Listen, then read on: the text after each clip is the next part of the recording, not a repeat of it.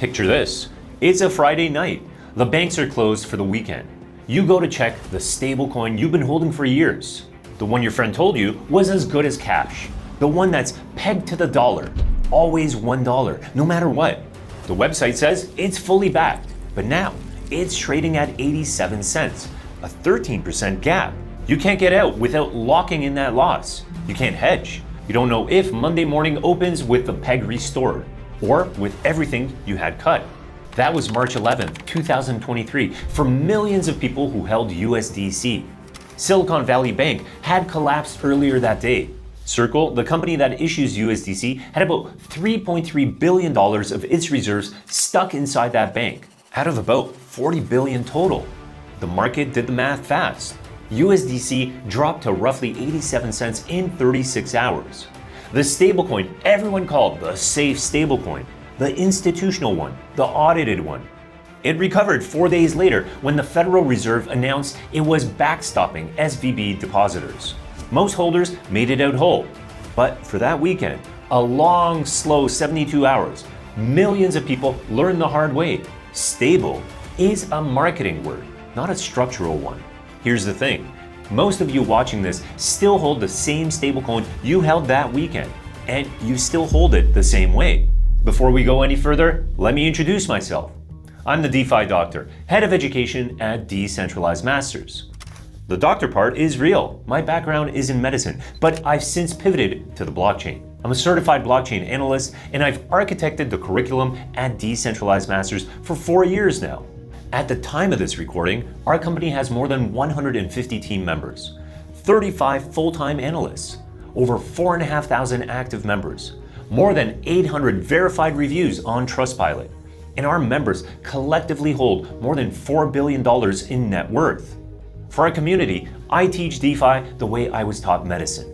Diagnose the risk first, prescribe second, monitor always.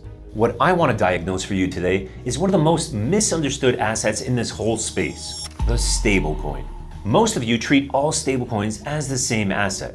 You hold one stable for the cash you move, one stable for the yield you earn, one stable for the safety net you keep on the side, the same one. That's the equivalent of taking the same medication for 3 different conditions. Sometimes it works, often it doesn't. And when it fails in a way you didn't see coming. Here's the thing, stablecoins are not one asset. They are an asset class. They have tiers. And once you see the tiers, you stop using the wrong stable for the wrong job. Let me be clear about something. Every stablecoin screen says $1. That label hides massive structural difference. There are 4 backing models. Each one fails differently. The first is cash and short duration treasuries. USDC and PYUSD are the cleanest examples. Think of it like a money market fund moved onto the blockchain. The issuer holds your dollar in the safest assets that exist short of cash itself. Short-term government IOUs, deposits at regulated banks. The whole thing works exactly the way a money market fund works at a brokerage. The failure mode is the bank holding those deposits, not the bonds, not the math, the bank. SVB was the case study. $3.3 billion of USDC's reserves were sitting in one bank. The bank failed on a Friday. The peg failed by Saturday. The second is mixed reserves. Tether, for most of its history, sat here. Same treasuries, same commercial paper, which is just short-term corporate IOUs, and some other assets they didn't always disclose. The failure mode is opacity. It's like eating at a restaurant that won't show you its kitchen. Could be spotless, but could be a mess. You don't find out which one until somebody gets sick. Tether has gotten more transparent in recent years, but the structural lesson holds. If you can't see the reserves in detail, you can't price the risk. The third is crypto collateralization. The decentralized stables, USDS, which is the rebranded DAI under Sky Protocol, Curve USD from Curve, GHO from Aave. To mint one of these dollars, you have to lock up more than $1's worth of another crypto asset, usually about $1.50. Think of it like a pawn shop loan. You bring in a watch worth $150. You walk out with a $100 loan. The system works as long as the watch holds its value. The failure mode is a collateral cascade. The watch loses half its value overnight. The pawn shop has to sell it before it loses more. And now there isn't enough cash in the system to cover all the loans. DAI's Black Thursday, March 12, 2020 is the canonical example. ETH dropped 50% in a day. The auction system broke, and the system briefly went insolvent. The fourth is algorithmic or synthetic. There are no reserves at all. The token holds its peg through a mechanism, usually a second token that gets minted and burned to balance supply and demand. UST was the most famous one. Think of how your body regulates blood sugar. Insulin pushes it down. Glucagon pushes it up. The feedback loop keeps you in balance under normal conditions. But push the system past what it's designed for, and the same loop that kept things stable now accelerates the collapse. The failure mode is reflexivity. When confidence breaks, the mechanism breaks faster. May 2022, Terra and UST went from roughly $18 billion in market cap to zero in 3 days. Same dollar sign on the screen, 4 completely different things behind it. There's a second layer of difference, and almost nobody pays attention to it. Most stablecoin issuers publish what's called an attestation. They don't publish a full audit, and there's a real difference. An attestation is a snapshot, a specific date, a specific amount balance, verified by an accounting firm. That's it. A full audit verifies controls and processes over a period of time. It's a more rigorous thing. Circle, the issuer of USDC, publishes monthly attestations. By industry standards, that's strong. Tether's attestation history has been less consistent. They've changed providers multiple times. The point is, when you read fully backed, ask yourself who is verifying that, how often, and against what standard. Most holders never ask. And then there's the third dimension to stablecoins. And this one is off most retail holders' radar completely. Centralized issuers can freeze your money. They have, and they will again. In August 2022, the US Treasury sanctioned a privacy tool called Tornado Cash. Within hours, Circle froze around 75,000 USDC across roughly 38 addresses associated with that tool. Some of those addresses belonged to people who had simply received funds from sanctioned wallets without knowing it. Tether has frozen USDT addresses on multiple law enforcement requests. The mechanism exists. It is used. Decentralized stables like USDS, Curve USD, and GHO, they cannot be frozen at the issuer level. There is no issuer with a kill switch. They do have other risks, but censorship at the protocol level is not one of them. This is not a political point. It's a structural one. If your money sits with an issuer who can freeze it, you have counterparty risk. That risk has a price. Most people just don't price it in. So here's the framework.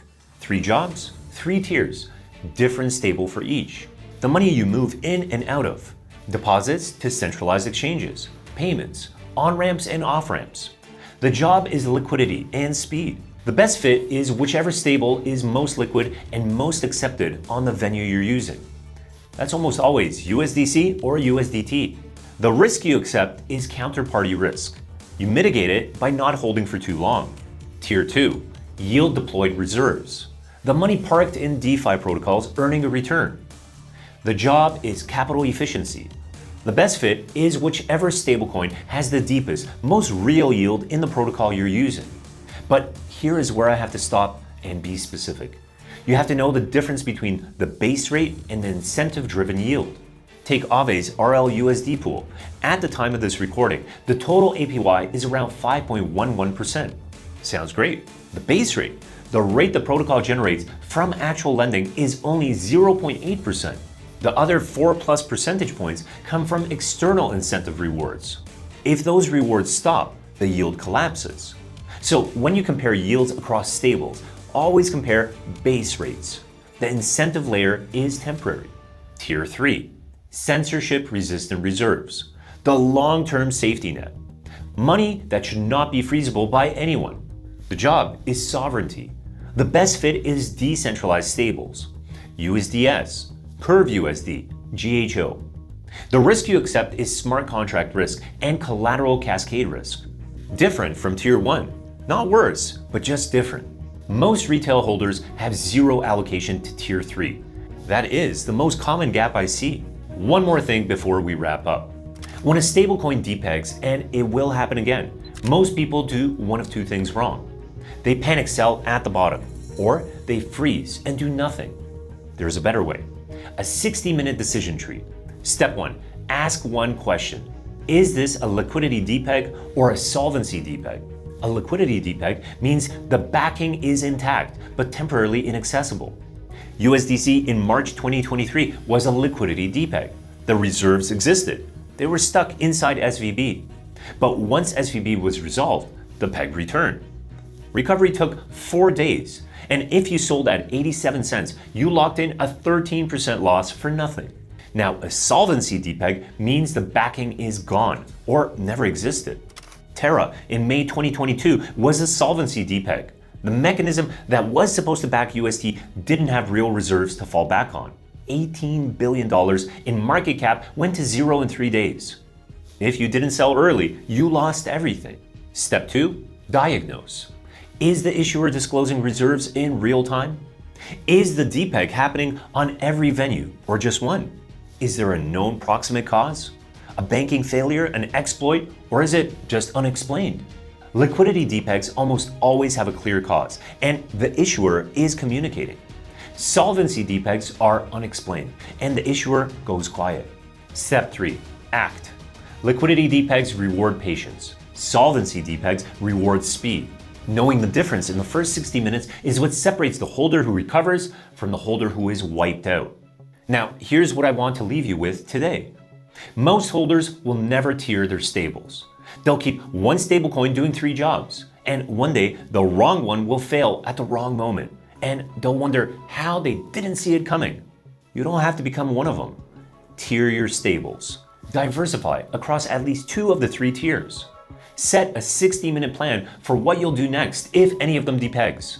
That's the work. If you're serious about building a DeFi position that survives bad weeks, stablecoin tiering is one of those pieces. The other is knowing how to size the rest of your portfolio around it. How much in stables? How much in yield? How much in upside? Our co-founder here at Decentralized Masters, Tangera, breaks down the full framework in a video I want you to watch next.